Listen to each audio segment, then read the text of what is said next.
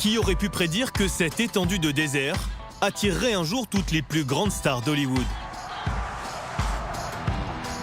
À 2 heures de Los Angeles, Palm Springs, c'est la promesse d'un éternel ciel bleu, d'une insouciance érigée en art de vivre. Le rêve américain, version détente. Une ville mythique où 47 000 chanceux vivent à l'année. Et justement, ce dimanche-là, une poignée d'entre eux s'est donné rendez-vous dans cette maison. Salut! Salut! Entrez, je vous en prie. Le maître des lieux, c'est Edward Cole, avocat d'affaires. Il a invité quelques voisins pour une pool party. Voici des petites bouchées. Et ici, vous avez du fromage de chèvre. Un apéritif au bord de la piscine, rien de plus normal à Palm Springs. Et ce, depuis longtemps. En 1970 déjà, le célèbre photographe Slim Aarons immortalisait ces moments privilégiés qui ont donné une identité à la ville. Aujourd'hui encore, cet esprit de convivialité chic est resté intact. À Palm Springs, tout le monde fait ça. La plupart des gens que je connais organisent ce genre de cocktail en extérieur. C'est tellement agréable. On prépare quelques petites choses à grignoter assez simples. Et vous n'avez plus qu'à vous détendre et à profiter de l'ambiance. Une image d'Épinal à un détail près. Autour de la piscine d'Edward, les invités sont presque tous de jeunes entrepreneurs fraîchement arrivés à Palm Springs. Comme Atali, cette jeune femme qui a fait fortune chez Facebook et qui a décidé d'ouvrir un restaurant ici. Palm Springs, c'est super pour les entrepreneurs. Il y a des gens qui possèdent des bars, des entreprises de construction, des architectes ou encore des photographes. Je n'ai jamais senti ça ailleurs. Et tout le monde a sa piscine, sa maison. Palm Springs, c'est un cadre de vie incroyable.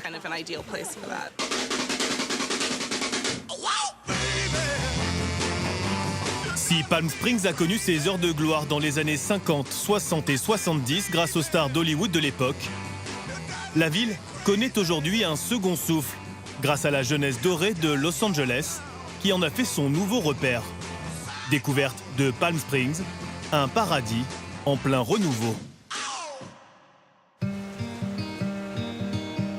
9 h du matin, Candice Held sort de chez elle pour se rendre sur son lieu de travail. On y va? Candice est l'une des stylistes les plus en vue de Palm Springs. Ses vêtements, les stars se les arrachent. Parmi ses clientes, Beyoncé, Halle Berry ou encore Britney Spears. Convaincue du potentiel mode de Palm Springs, la jeune femme a quitté la bouillonnante Los Angeles pour s'installer ici. Et son trajet du matin n'a plus rien à voir. Donc là, on tourne dans Rose Street. C'est le quartier de Las Palmas. C'est un quartier très connu ici. On va vers la montagne, où l'on va pouvoir faire de beaux clichés dans le désert.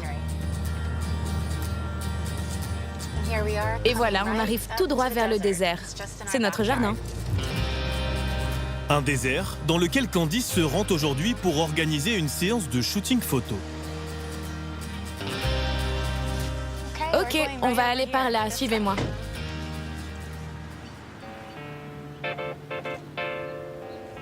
Les terres arides de Californie, un terrain de jeu idéal pour mettre en valeur ses créations très colorées. Oui, magnifique. Tu peux remuer un peu tes cheveux? Très joli. Je pense que Palm Springs, c'est avant tout un look rétro, mais dans un esprit moderne et nouveau, tout en étant très positif. Quand vous êtes ici, vous vous sentez relax et vous voulez vous sentir non pas trop habillée, mais élégante et chic malgré tout. Et je pense que pour mes vêtements, c'est l'endroit parfait. Oui, tourne-toi un peu. De plus en plus de créateurs viennent ici. De plus en plus de gens s'intéressent à la mode ici. C'est un endroit où les photographes adorent travailler. Même les photographes, les designers de Los Angeles, tout le monde veut être ici.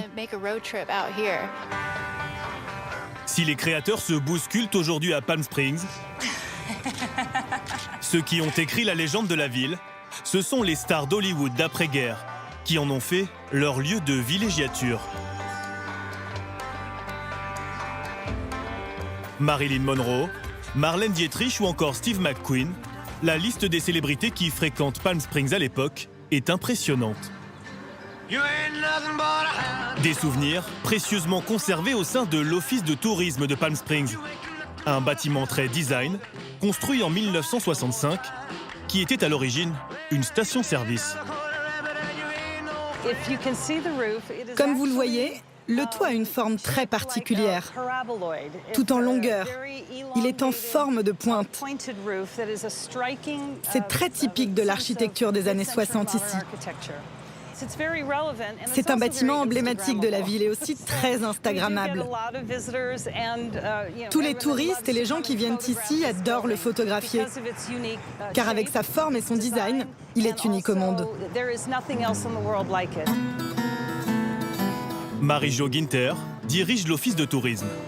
C'est elle qui est chargée de veiller sur la mémoire de la ville. Nous voici à l'intérieur de l'office de tourisme.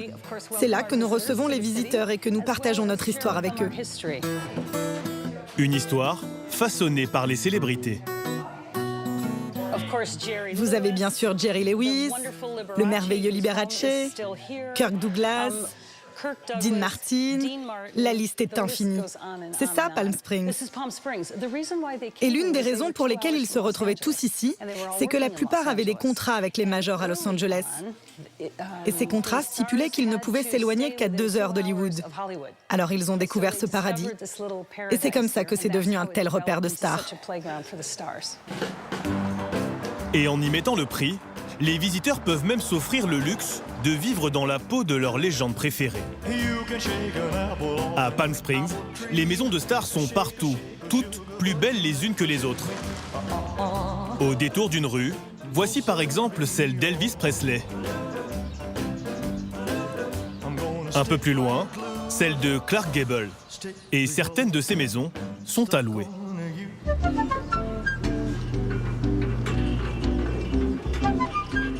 Bienvenue à Palm Springs. Vous êtes chez Frank Sinatra. Suivez-moi. David Mambrez n'est pas le fils caché de Frank Sinatra, mais le propriétaire de l'agence immobilière de luxe qui s'occupe de louer la maison du crooner, baptisée Twin Palms, en hommage à ces 2 palmiers qui trônent fièrement au-dessus de la bâtisse. Avant de faire construire cette maison, M. Sinatra avait loué un avion privé pour voler au-dessus de cette zone. À l'époque, il n'y avait rien d'autre que du désert ici. Les seules choses qu'on distinguait, c'était ces 2 palmiers. Alors il a dit « Je veux construire ma maison, au pied de ces 2 palmiers ». Une maison bâtie en 1947 avec des lignes très épurées. Une révolution à l'époque qui marque le début d'un courant architectural qui deviendra la signature de Palm Springs. Mettre un pied chez Frank Sinatra, c'est un peu comme remonter le temps. Ici, rien n'a bougé ou presque depuis le passage du chanteur.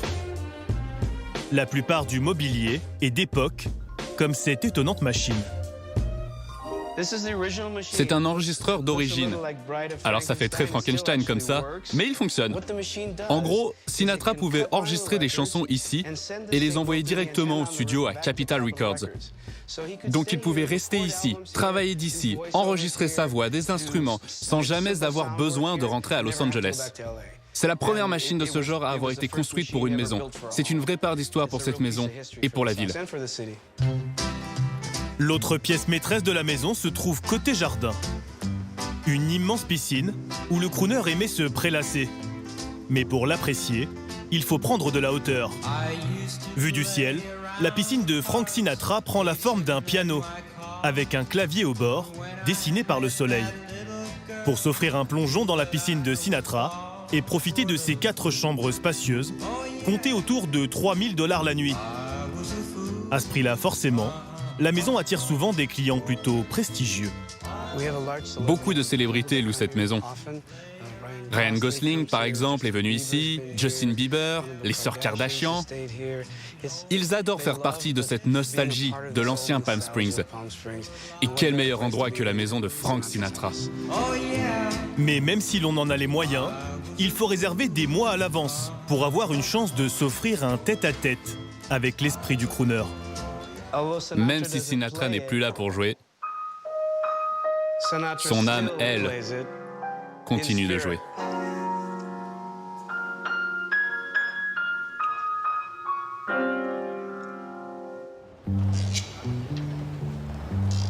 À quelques kilomètres de là, Nina Quincy a bien compris l'intérêt de surfer sur cette vague nostalgique de l'âge d'or de Palm Springs. Combien de clients arrivent là? 3. Ok, merci. En 2016, avec ses associés, elle a ouvert cet hôtel design. Et depuis, il ne désemplit pas. Le secret, une architecture très rétro, mais qui cible une clientèle jeune. Vous voyez là-haut, par exemple, les toits, ce sont des toits papillons. Ce qui correspond parfaitement à l'architecture de l'époque. Un style très traditionnel, c'est ça que les gens veulent voir ici. On voulait un hôtel qui respecte les codes de Palm Springs et qui reste dans l'esprit de la ville, donc même si nous avons ouvert récemment, l'architecture imite ce qui se faisait à l'époque. C'est ça qui est à la mode, c'est le nouveau cool. Une ambiance qui a séduit ce groupe d'amis venus de Los Angeles passer le week-end ici. Cet hôtel est très sympa. La piscine et les boissons aussi.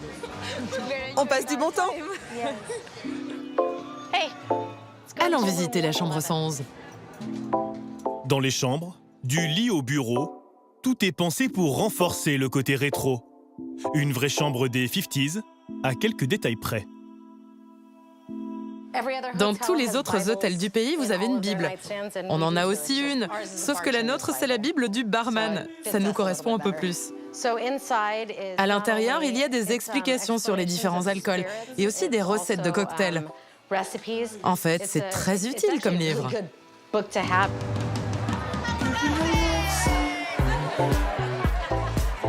À la nuit tombée, dans le bar de l'hôtel, c'est l'heure de la grand-messe pour les fidèles. Une mise à l'épreuve de leur foi, sous la bénédiction d'une DJ venue de Los Angeles. Si plus de 50 ans après l'âge d'or de Palm Springs, la musique a quelque peu changé, la ville, elle, vibre toujours autant.